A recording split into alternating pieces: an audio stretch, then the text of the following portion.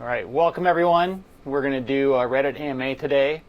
I am Jason Wagner, the program director at WashU in St. Louis in the emergency medicine program. And it's been an interesting last few months for everyone in medicine.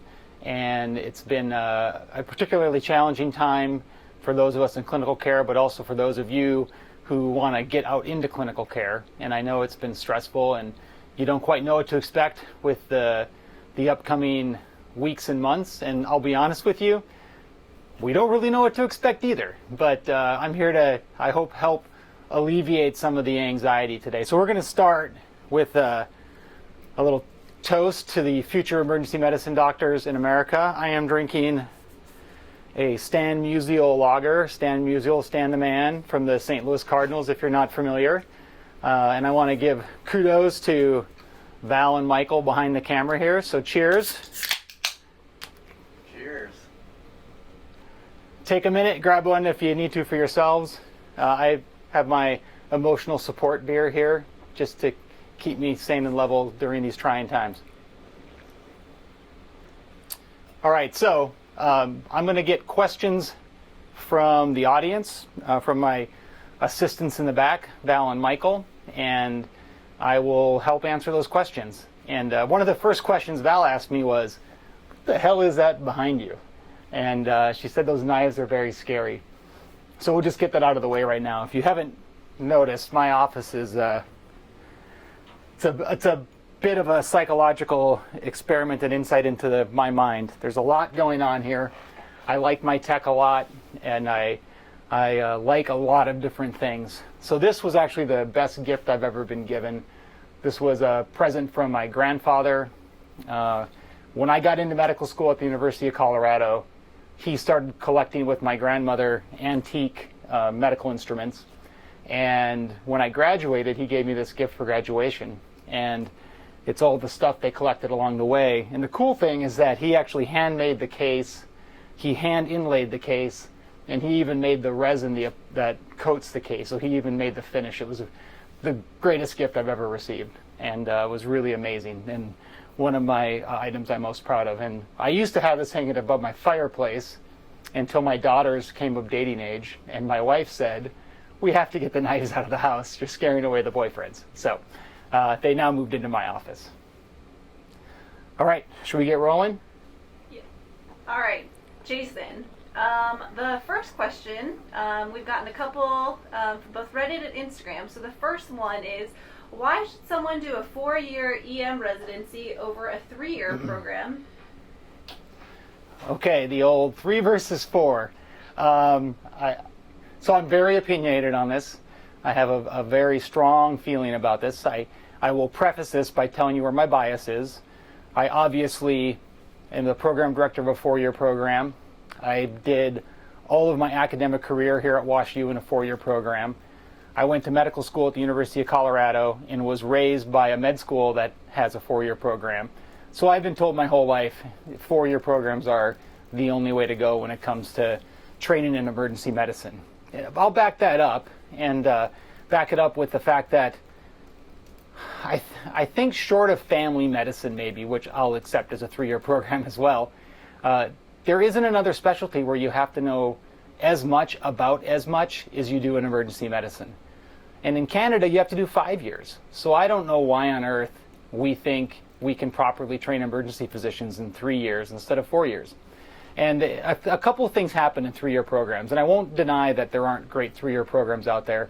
And I'm probably going to get some hate mail from some of my friends who work at 3-year programs from what I'm saying. But we have this back and forth dialogue all the time.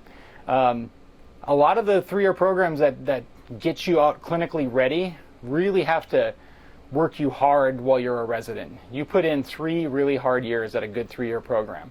And that's because to learn what you need to learn in emergency medicine, we have to give you an appropriate number of patient encounters, and we can't control for that. We can't control how many chest pain patients you're going to see. We can't control how many obstetric emergencies you're going to see, how many traumas you're going to see. All we can do is work with averages. So I have to give you enough encounters so that the averages come out, so that you've seen enough of the myriad of complaints to be ready to practice emergency medicine on your own. When I have 4 years to do that, I have a lot more time where I can dedicate my my time to your learning as opposed to a 3-year program. And if you look at what ABAM's just done, where ABAM's now allowed fewer training weeks in the year to still make a qualifying year, you take a 3-year grad who may suffer 2 years of impact from COVID, and they're shaving 8 weeks off of each of their years because of whatever reason. Suddenly you're a 3-year graduate who's really only had, 2 years and several months instead of 3 years of training. And I think the other thing to think about with a 4-year program is the life that you can lead while you're in a residency program. We don't make you check out from life when you're a resident here because you have time to be a human being, to be a father, to be a mother, to be a friend and a family member. When I came here, I had 3 kids as a trainee, and I didn't want to go to a 3-year program where I wouldn't see my kids for 3 years.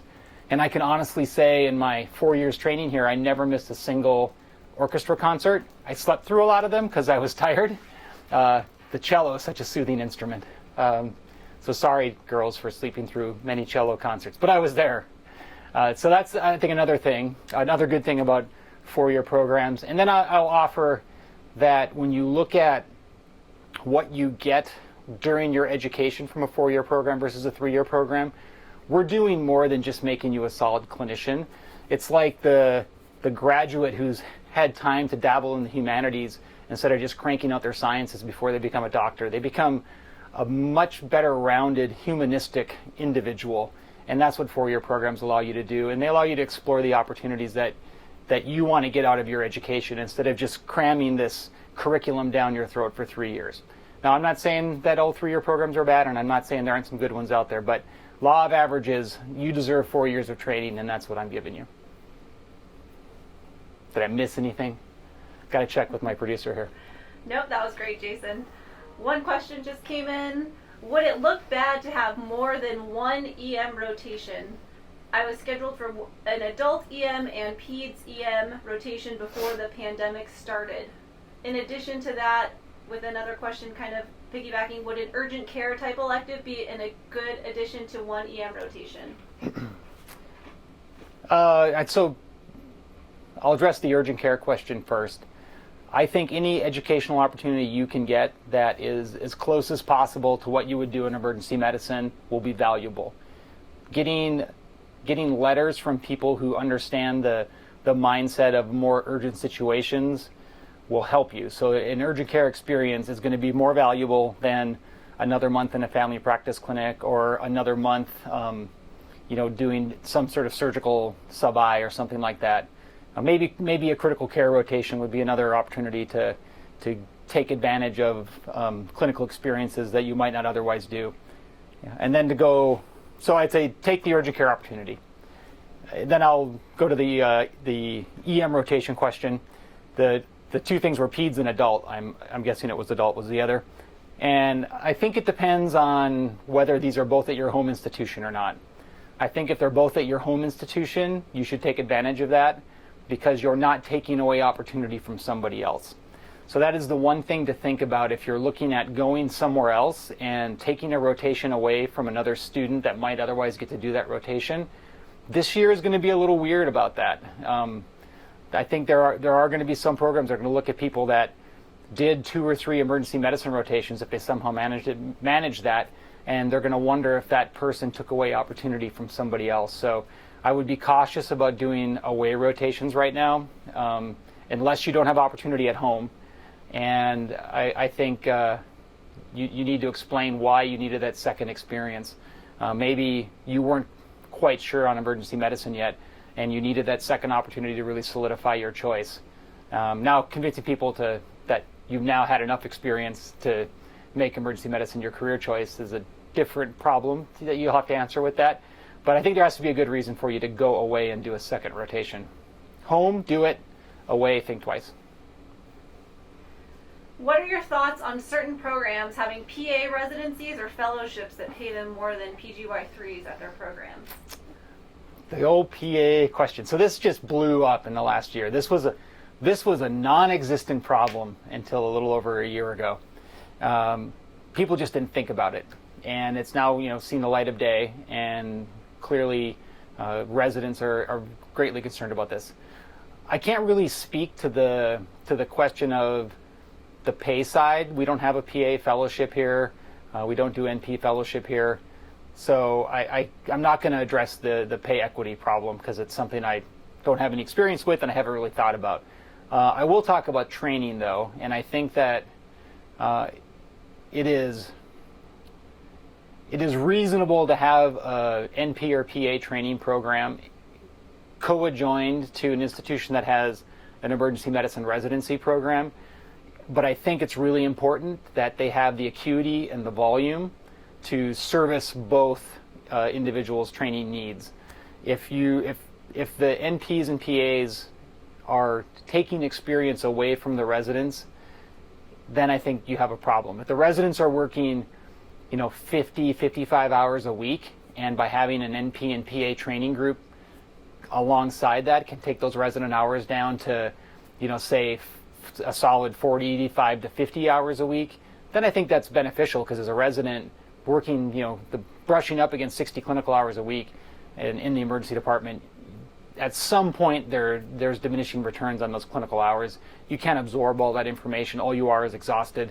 And I think there's room for the NPPA trainee as long as there's volume for it, or some institutions have them train at separate sites. So they both belong to the same university, but they train at different clinical sites, so they actually never see each other, and they're training at a site where as a resident you would never go.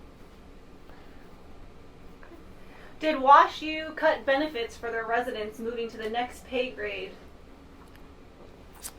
Yeah, tough question. And I'll just tell you the honest truth. And I guess if you learn anything about me or hear anything about me, I hope it's that I never sugarcoat things and I tell you exactly how things are. And I'll start by saying we did not cut resident pay. In fact, residents are the only individuals in the hospital this year who get a pay raise. So our residents across the board have their standard pay raise from consistent with prior pay raises throughout training. The one caveat, and this came up online at some point, was that if you were a fellow under Washington University, some of their pay got frozen. Nobody got cut, but some of their pay got frozen at the same level. But all of our residents and the vast majority of our fellows aren't WashU employees. They're Barnes-Jewish Hospital employees. It's kind of a weird thing that happens here. People come and we're WashU, and then you match to the Barnes-Jewish Hospital, St. Louis Children's Hospital Consortium, and you're like, the hell is this? Like, I didn't want to match at Barnes-Jewish. That's us. So the hospital pays our residents. So they are, again, the only people in the entire university across all of WashU, including faculty, janitors, professors, that get any pay increase at all. They're the only people in the hospital, including housekeepers, administrative people, nurses, that are getting a pay raise this year. I will add to that one of the things you have to acknowledge when you become a resident is that you are now part of a healthcare system and you are stepping away from that student role, and the healthcare system you work for needs to make ends meet. And they make ends meet by having revenue generated by the people who work for them to balance the budget. Our institution lost tens of millions of dollars over the course of the whole intro to COVID, where we canceled all these cases. I can't even tell you how much we lost, but a ton of money got lost by our institution as across the board. So as a resident, you have to accept the fact that when the whole system you work for is getting hurt, if you want that system to still exist for the patients we take care of, you have to accept a little bit of that pain too. So for the programs that had to cut salaries for residents or froze them, those were tough choices that people had to make. Now, I can't say I agree if, the C-suite, they're getting bonuses and raises while residents and faculty are getting pay cuts and getting furloughed. That's a different story. But if everybody's getting hurt, I think that's, for our patients' needs, that's appropriate. That said, none of our residents are getting hurt. All right, personal statements, do's and don'ts. The personal statement, the most fretted about, least important part of your application. What I would say about the personal statement is do your best to write a reasonable, well thought out message about who you are as a human and what you bring to medicine and emergency medicine in particular that might be different from other people. It's also a place to maybe explain some of the circumstances of your life that got you to where you are, whether it be things you overcame to get into medical school that make you a stronger person, or obstacles you overcame while in med school, or maybe missteps that you suffered along the way and how you've learned from them.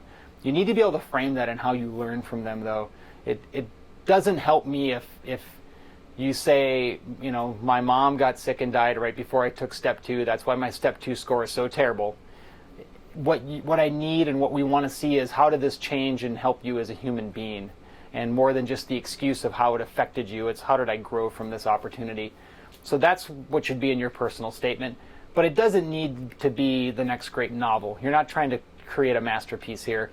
It's not worth the time and effort most people put into it. You are much better off making sure that the grammar is correct and that you eliminate passive phrases in your sentences than you are really trying to craft the next great novel.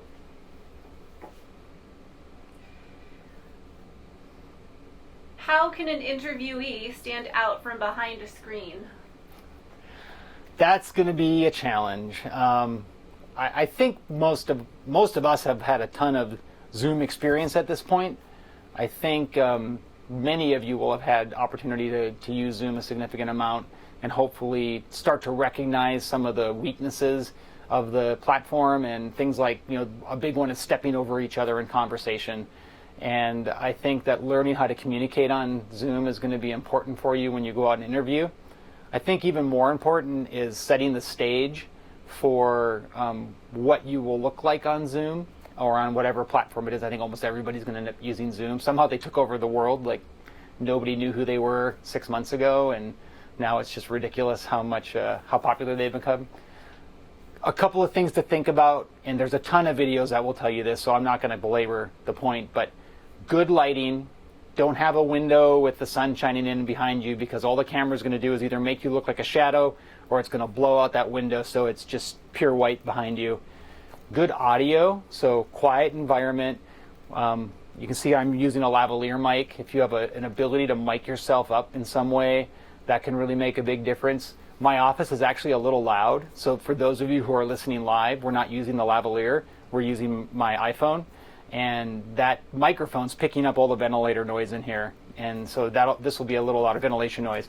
But for those who look at these videos later, we'll put them out in a higher 4K version. That sound's going to be a lot different because I'm mic'd appropriately. So good lighting, good mic, and then your camera position. So your camera should be about eye level or higher. If you're using a laptop camera, be aware that that means you're probably going to have to put your laptop up on something. And if you're expected to interact in any way with a keyboard, that means you need a secondary keyboard as well. So otherwise you're typing like this on your laptop because you want your camera at eye level. So you really want a Bluetooth keyboard down below so that you can type and track down there with a wireless mouse or a wireless trackpad. So those are just some quick things. I highly recommend you go online and look at stuff.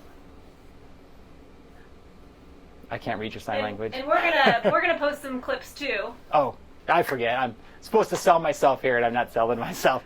Val's like, we're doing those clips. We're doing those clips. We'll post some clips too. Yeah, a couple weeks before. Some good tips for you. All right. If I should ask, last thing, if your med school has a studio, use the studio if you have opportunity. So some schools are looking at trying to put in little studios and things like that to enhance the experience. And I'm going to keep going on this for a second. Sorry, we can go all day. If you have access to a webcam, use a webcam. Use an external camera.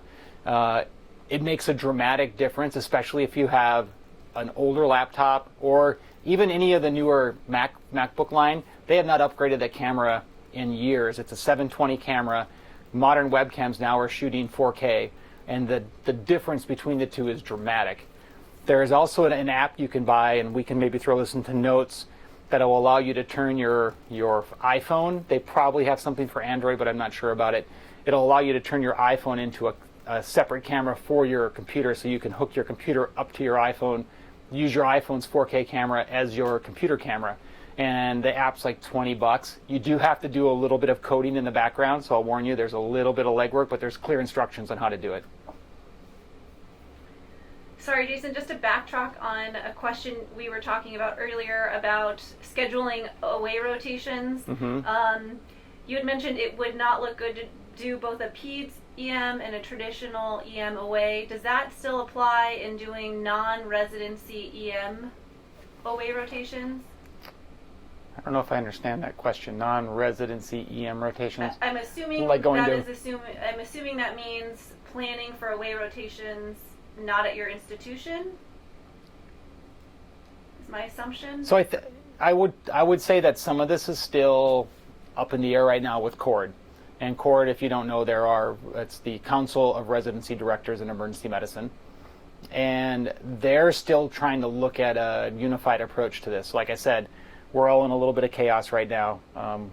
You guys are kind of figuring out what direction we're going when we don't really know what direction we're going in yet.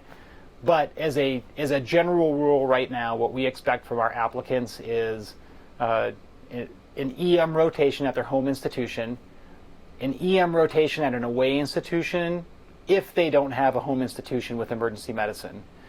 And I think if I were to tell you what to do right now, I would say avoid a second rotation that takes you away. So do your home institution or do one away rotation somewhere. I'm kind of guessing a little bit, but my guess would be that most places are going to view you traveling away as taking opportunity from somebody else right now. Yeah, and it was mostly to follow up on a hospital that doesn't have a ED home rotation. So you touched on that. Definitely doing away, and everyone expects that to happen. And institutions that don't allow away rotations allow people to come in for aways right now, like ours. Are working on exceptions for people that don't have home institutions. All right, the AAMC mentioned pre-recorded interview prompts this season. Does WashU plan to use this, and how will we be able to ask questions? We have not moved on that yet. I'm actually on the committee here that's trying to help formulate some of that. Our anticipation here is to have real-time interviews for most of our programs, but it's up in the air right now. I will tell you that from my perspective, my intent is to have real-time, face-to-face interaction with our applicants as much as possible. So you will interview with faculty. It may not be as long or as many interviews as we've had in the past as far as the number of interviews that an individual gets in a day. We may change that somehow, but you will be speaking with people over probably Zoom in a real, as close to a conversation as we can have. We are trying to really up our game on informational video about our program, so that's what you can expect from us is we're going to send you information. I'm not expecting you to, put together a video clip to promote yourself. I think that's the question you were asking. You should call out their names. We may do that in the future. All right. I'm wondering, with the restrictions on away rotations, how do we show our interest in a program to the program that isn't necessarily in our system or region? The only answer I've ever heard is emailing them directly, but I've also heard that is frowned upon. You heard correctly, but this year is different. This year is going to have to be different. I think that programs are going to be broken into tiers, and very roughly, if you're in a really popular program in a really attractive city, you're going to, and you might get, 2,000, 3,000 applicants. I'm just throwing a number out there, like a crap ton of applicants. That number is only going to go up this year. There is nothing that an applicant can do to express enough interest in that program that's going to make a difference in a program that has to look at 1,000 plus applicants in a meaningful way. Then there's going to be programs at the kind of lower tier that are probably going to really go out of their way to try to find ways to attract your attention. And I think there are going to be programs in the mid-tier that are going to we're going to, I think, and I put my program in that kind of mid-tier. I think we're a phenomenal program. I think that we have the highest acuity and volume in the country. I think when you look at what we get to see in our emergency department on a regular basis, it's just incredible. But we're in St. Louis, and in general, people don't want to come from the Southwest, the coast to come to St. Louis, even though I would argue you're making a mistake. So we are going to do what we can to reach out and attract those folks to consider us when they otherwise might not have. How you do that's a little bit challenging. Did I answer that question? I feel like I lost my way there a little bit. You did great, Jason. I have not had enough beer to be drunk yet, I promise. There's a ton of uncertainty in the field of EM right now and concerns about oversaturation. As someone who has been interested in EM, are there concerns about future pay decrease and oversaturations valid? I think it's too soon to know. There are certainly concerns about that. We'll never be oversaturated across the country. We might be oversaturated in the highly desirable geographic locations. We might get oversaturated in medium and large size cities. There will always be a job for an emergency physician in either distant suburban areas or in rural areas. We can never satisfy that need with the current volume of trainees that we're putting out there. We did see a little hit with COVID with some programs reporting that their graduates got jobs taken away even after signing contracts. So that there has been a little bit of that where we're seeing, like in WashU, I have a pay freeze this year, so my salary isn't changing from this academic year to the next as a response to COVID. But COVID's not going to be here forever, obviously, and give us a year or so, and this winter might be bad, but at some point we're gonna have an economic rebound from this, from the medical standpoint, and the jobs are gonna start to reaccumulate. The downside of what we've experienced is, in many parts of the country, not only did they cancel a bunch of cases and elective operations that made the institution money that in turn helped pay everybody, but at the same time we saw a drop in our general ED volume. So not that it wasn't even made up with the volume of patients we were seeing in the emergency department, which was kind of the trade-off we expected, was that we are going to see fewer of other things, but we're going to see more COVID, and that just didn't happen. But that trend is going to reverse. So in the long run, I think we'll be fine. I think, another component of that doesn't involve COVID. It involves how many graduates are we putting out there, and are there residency programs that have ulterior motives? And there's some articles you can read about that. I won't get into that. It's maybe on just the brushing up against conspiracy theory, but there are some interesting thoughts on that side of things. Are you anticipating a change in the number of applications this year, since money isn't as much of an issue with no need to travel for interviews? And if so, are you planning to offer more interviews to make up for this? Absolutely, 100%. We are going to see more applications this year.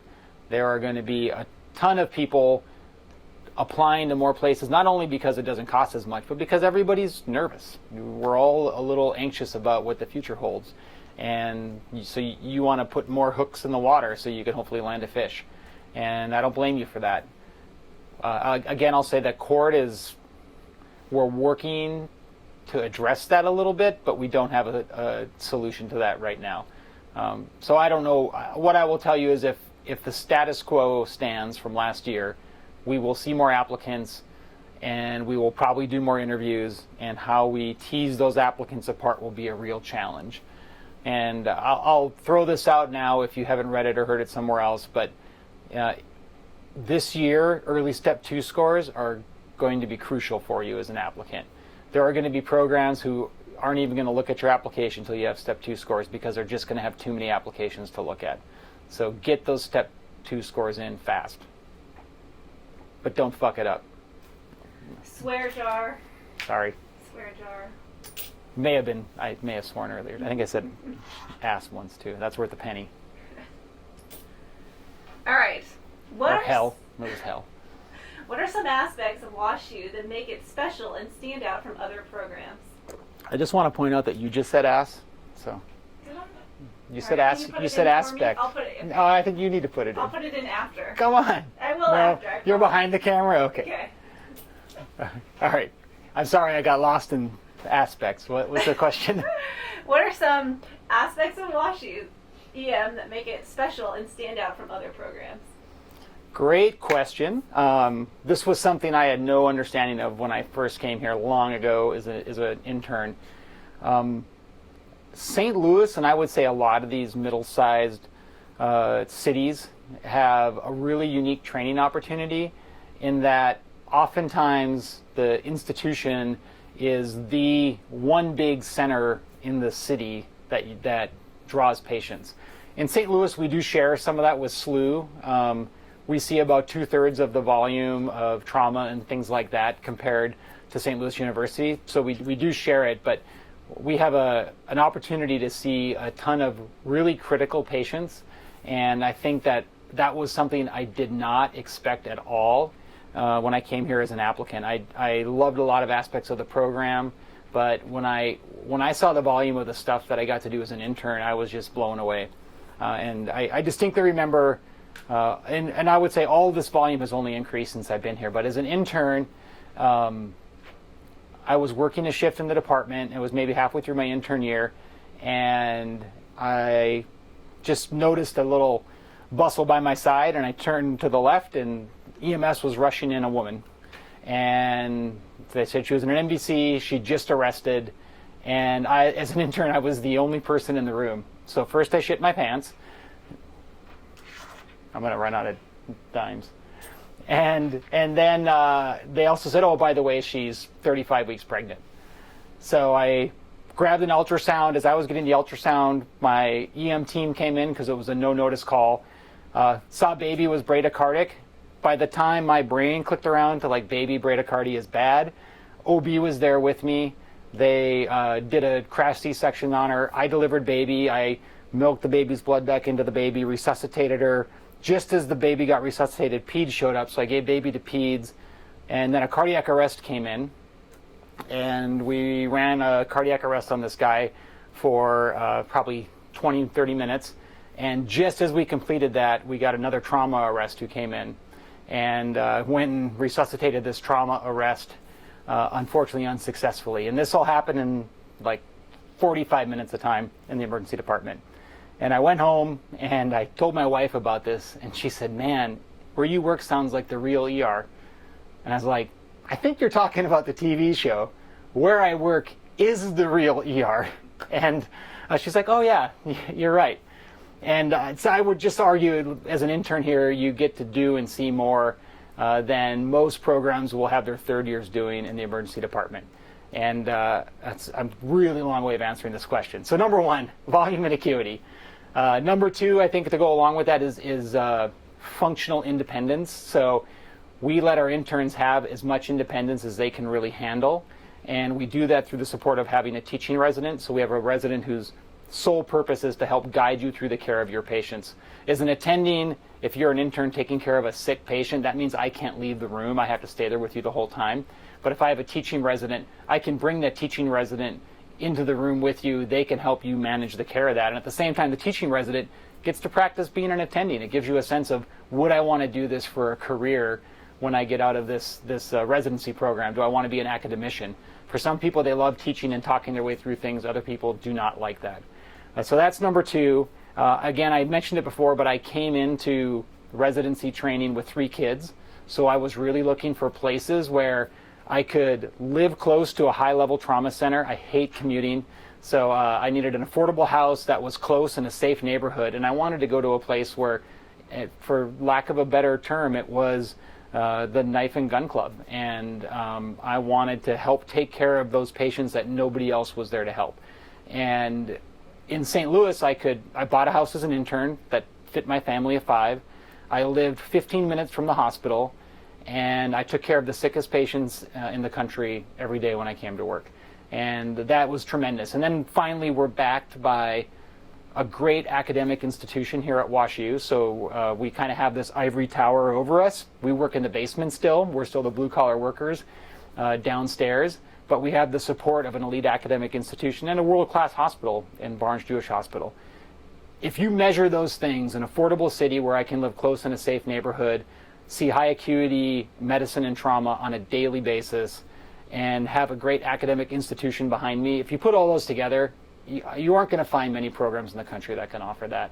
And so I would say that's what we offer you. And really what that gives us is it gives us an opportunity to help you become the emergency physician you want to be when you're done. Sorry, that was a really long answer. I get excited about that one, though.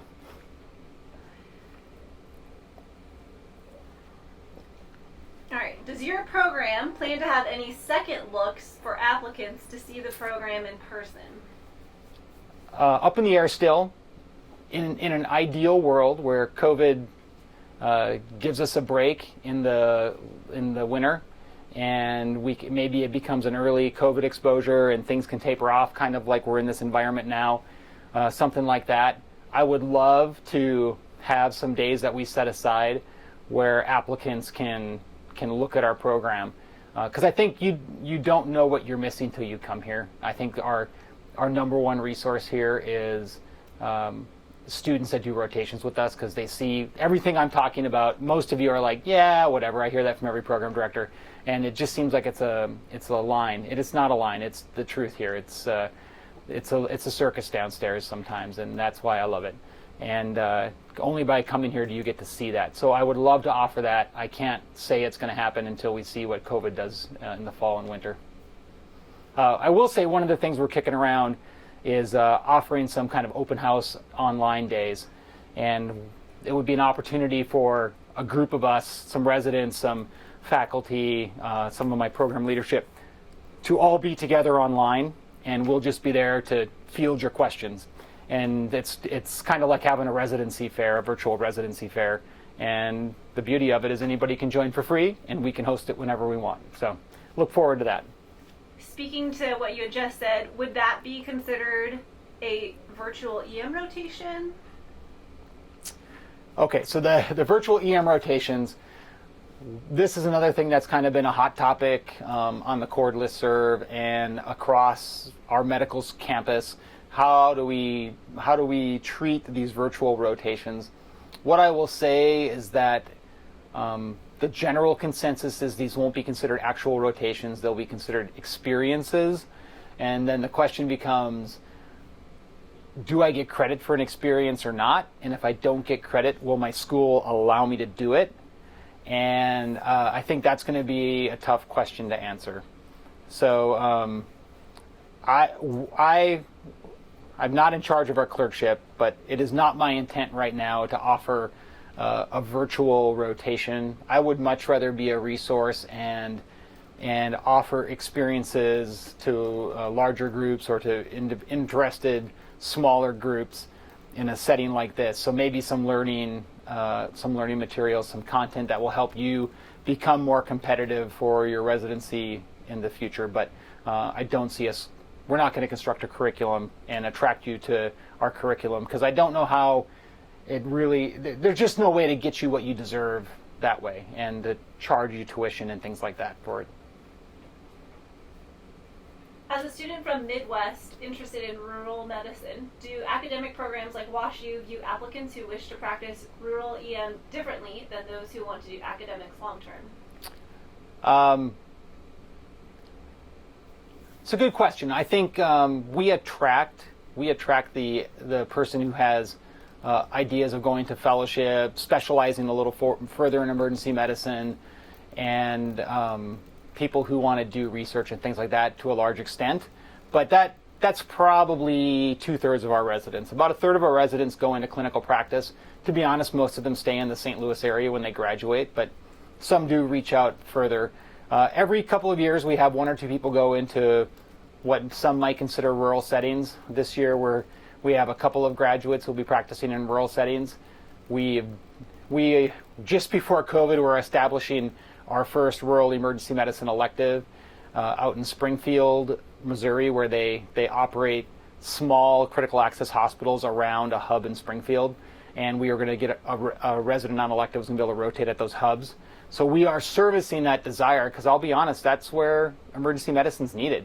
St. Louis doesn't need another board-certified emergency physician, but rural Missouri does. My dad was a family practice physician in small town North Dakota. He was on call every other night in the emergency room, where it was like literally like a room, and he was in the hospital a lot, taking care of patients that he, was doing his best at, and those towns deserve to have emergency physicians. So I want to help that happen.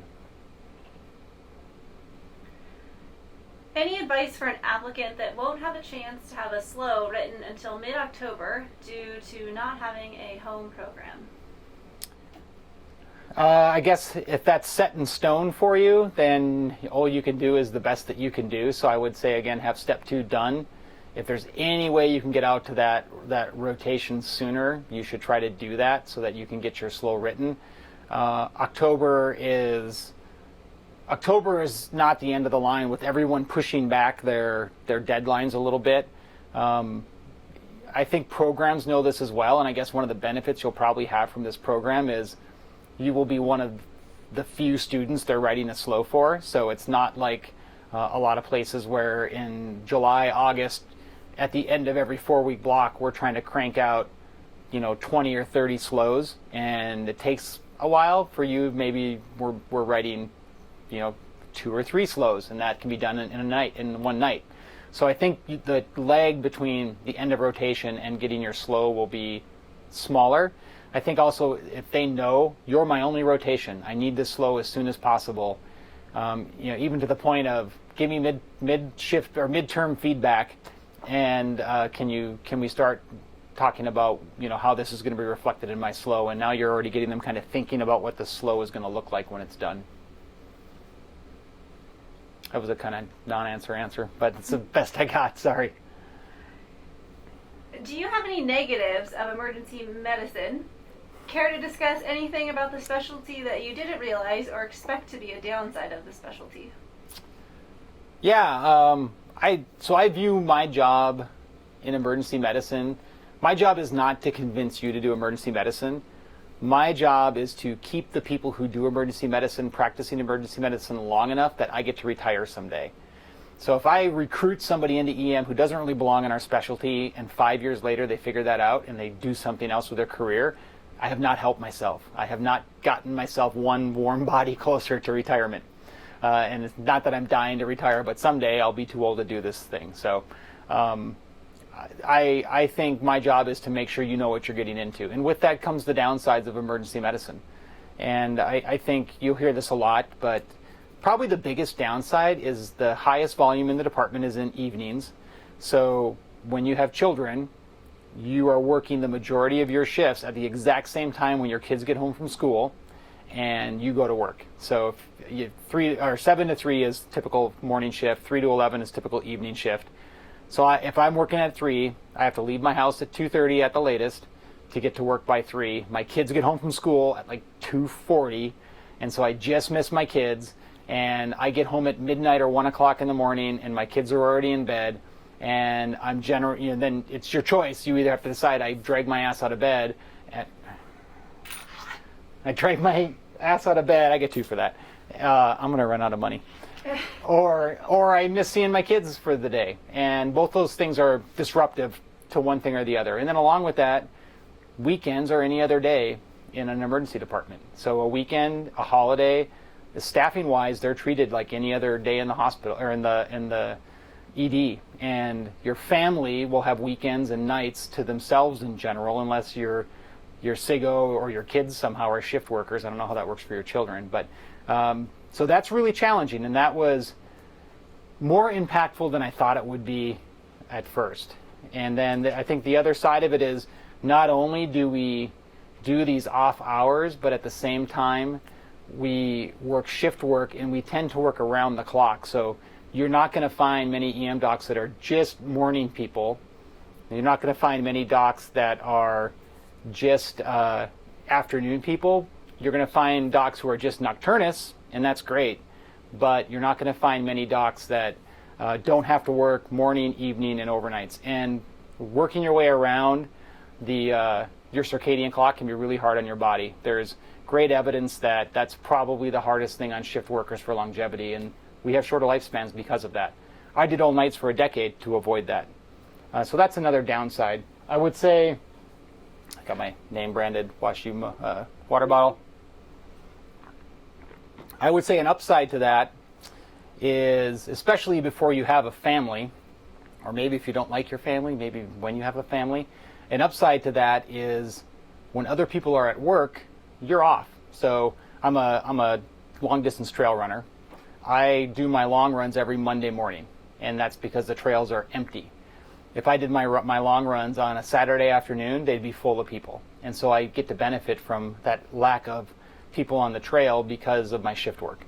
So that is a benefit of working the shifts. If you stay with community medicine, one benefit is you basically check out of your shift and you're done until you have to go back to work again. There's not a lot of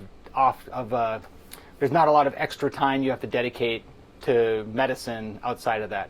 If you do academics, that changes, and there's a cost benefit. And this is the last thing I'll say for now about something I didn't expect. Is I mentioned I'm an ultra runner. Before that, I was a Division I and an Olympic level wrestler, and so I'm a pretty athletic guy.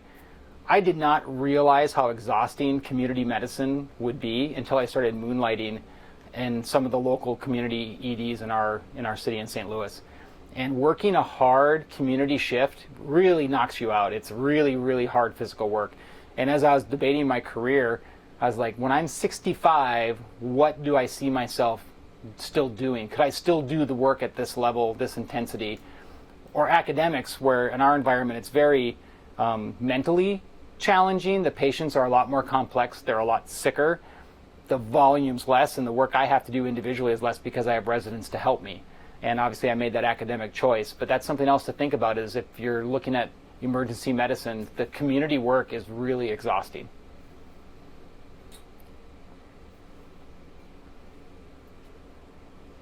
Somebody says, thanks, Jason, for answering our questions. What do you look for in terms of red flags? For instance, would failing one preclinical class be made up with a good step score? Is that it? Mm-hmm. Yeah. I would say if you're trying to make up for deficits on your application, you make up for deficits with a correction in the deficit. So if you had a bad clinical performance, you make up for that with good clinical performances. And especially in the clinical realm, this tends to be a little bit like positive and negative reinforcement. So if you study couples, for every negative thing said by a couple, it takes approximately 3 positive things to compensate for that. And the same goes for clinicals. If you have one fail, then your makeup for that fail better be fantastic. And then you better have a couple of other honors accumulated alongside that to make up for that failure. And the more you can knock the rest of your clinicals out of the park, the better. Same goes with boards. So if your step 1 is low or a failure perhaps, then you better knock step 2 out of the park. And that gets to be this catch-22 a little bit about step 2. It's like, I was a poor performer on step 1. I know you're telling me to take step 2 early. I'm worried that I'm going to be a poor performer on step 2. And I would say that you are much better off waiting on step 2 a little bit longer, not a lot longer, but a little bit longer to get a great performance than you are to like risk taking step 2 and failing or doing worse in step 2 than you did on step 1. So you're going to have to be the judge of that. And I guess that's maybe the theme here with all this is you have to be really honest with yourself in these conversations. If you're familiar with the Dunning-Kruger effect, what that means is the less I know about something, the more confident I am that I know a lot about it. And we do this all the time about ourselves, especially in this country. We are notorious for being underprepared and overconfident about our preparedness in America. And when it comes to this, you have to just be honest with yourself. If you are not a fantastic applicant, then you better have some programs on your list that aren't just the coasts and just some of the strongest academic programs in the country. You better have some safe places to go for your training, because you're just going to waste your time at all these big places. And that's the toughest conversation I have to have with students in emergency medicine, is really taking a hard look at where they sit. For almost everybody who's here, you're going to find a home in emergency medicine. It is not as competitive as you think it is, but there is a tier in emergency medicine that is still fairly competitive. How do I optimize my chances of switching / transferring specialties to EM during / after PGY 1 year? And this is from a St. Louis boy, so let's go Blues. Go Blues! I don't know, can you see my hat or not? Sorry, I have to. It's too far down here. Oh, I'm a doc for the Blues, or I was until the season got shut down. That's an interesting question. So you should talk to your current program director and see if you can get a rotation in the emergency department. If you're doing internal medicine or surgery, they will almost certainly allow you to have a rotation in the ED as part of your time. So I would encourage you to have that conversation. And it depends on your situation. If you ended up not getting into an EM program, so you had to go into an internship slot somewhere else, or you're an ENT resident who decided ENT is not for you and you want to change in emergency medicine. Those are two very different scenarios. Reapplying to EM after failure is a completely different thing. So I'll talk about the specialist who wants to transition. Your best bet is if your program where you're working currently has an emergency medicine residency, express your interest to them, get a rotation down there and show them how you work, and use that to leverage an opportunity for next year. I would much rather take an internal applicant that I know is a strong resident than I would, doing my best guess from a half an interview day from somebody across the country. So I think in that situation, that's something to consider. And even if they can't find you a home where you are, they can help you find a home somewhere else. And we're a very small community, so we are close knit. And then I'll add to that, look at your resources. The Cord Board and SAAM and EMRA routinely post openings in residency programs, so keep an eye on that and look for those programs and be one of the first to pounce on those intern spots. They'll get a lot of applicants, so getting your name in there fast is important. Do you think 2 SLOEs are too much for this application cycle? I think having a home and an away SLOE this year is unnecessary, and I think will be viewed by some as greedy. So I think you have to decide, do you need that second SLOE for a particular reason? And I think your opportunities are going to be slim. So I would encourage you to save your money and your effort and not try to get an away SLOE, just get your home SLOE, or get your away if you don't have another option. But then on top of that, if you can get 2 opportunities, as I said before, in your home institution, doing a PEDS rotation or something like that, that's a different story. So, get that second opportunity if it's within your home institution. For ERAS, is it okay to include hobbies you might like but are bad? For instance, I like running, but you're bad at is not bad hobbies, but correct, hobbies you're bad at. I like running, but I'm not a marathon runner or anything special. How seriously? Oh, go ahead. Yeah. No, yeah. that's it. I think if it's a legitimate hobby, sure. Like if you're a runner who's a 10-minute miler for 4 or 5 miles a day or whatever it is, that's great. Put down what you like to do and let people know what interests you. It gives something for us to talk about, a commonality that we can share. And as dumb as it is, like that means a lot on an interview to be able to sit down and just for like me, talk about local running trails around St. Louis. I could spend our whole interview time talking about that, and I'm going to leave the interview thinking you're an easy person to talk to, even though you asked me like one question about running trails and I ran the rest of the conversation telling you about running trails. So I think make it some legitimate passion of yours. I always love it when like you'll look back at people's hobbies and it's like, powerlifting, and you look at them, you're like, you've never been a power lifter in your life, or if you did, you quit before residency and you haven't gone back. So I think that's fine. Just make sure it's a real passion of yours.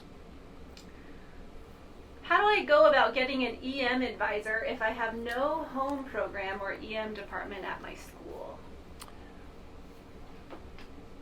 I would reach out to neighboring institutions and ask them for help.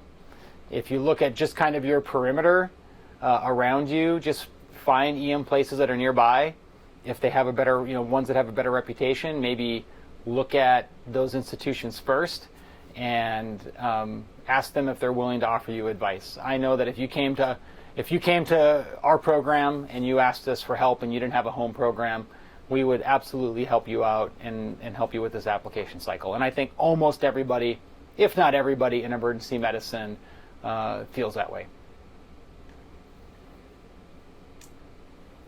Is there any way to figure out which EM programs are considered more competitive? So now you're going to get this is the irritation under my skin in emergency medicine that everybody views us as this lifestyle specialty. I will say that any specialty where nights and weekends and holidays are all the same on the calendar and you work around the clock is not a lifestyle specialty. The fact that I think very, very often residents choose their residency based on geography is just a huge disservice to their future. So that's I'm leading into competitive programs are going to be programs in popular cities and on the coast. So and when I say coast, I mean really West Coast. EM didn't start in the West, but it really migrated out west fast. So anything west of, I'm doing this like I'm looking at a map for you, it's going to be this way. Anything west of the Rocky Mountains is, they're going to be a competitive place. And I think that you have to think about that when you're making your application. It's hard to gauge other places. I would say the older the program, typically the more competitive. Programs tied to universities, I think, tend to be a little more competitive. I think if you look at smaller programs, those will tend to have fewer applicants, but they also have fewer positions, so that doesn't mean they're any less competitive, but there's fewer opportunities to get in front of the program director. I think a good thing to think about when you're looking at programs is who have they matched, and have they matched anybody from my region, my program, whatever it might be. Are subspecialty SLOEs or non-EM SLOEs or even non-residency SLOEs that CORD is releasing looked at equal to a traditional SLOE, or even could be supplemental to a traditional SLOE from one that's in a way? Supplemental, yes. I would say they're not going to be looked at equally. Maybe some places will look. Every program is going to do their own thing with those. I would say I am going to give more weight to a program that I trust giving me an opinion about your performance in the emergency department than I am to a surgeon that I don't know talking about your work ethic. I like that maybe there's a little more subjectivity to it than there was in the past, but to me it's going to be just this side of a letter of recommendation that you were able to solicit from somebody you worked with because you knew they liked you. So better than nothing, better than a regular letter of recommendation, but not on the same level as a SLOE. My opinion, everyone's going to be different about this. All right, so we're at roughly an hour. I am happy to keep playing along if people want to keep going for a little bit longer. I think getting the questions is awesome, and they haven't stopped yet. So if we have a few more to answer, I'm happy to do it. They're giving us an hour, or they're giving us 1 minute and 30 seconds left. So and there's no way to extend that? I don't think so. We can answer more on it. Yeah, we can answer more on Reddit, and we can always reconvene. If you want to keep going, I can just restart another one, and let's do this. Is Instagram's giving us 1 minute? 1 minute left. Okay.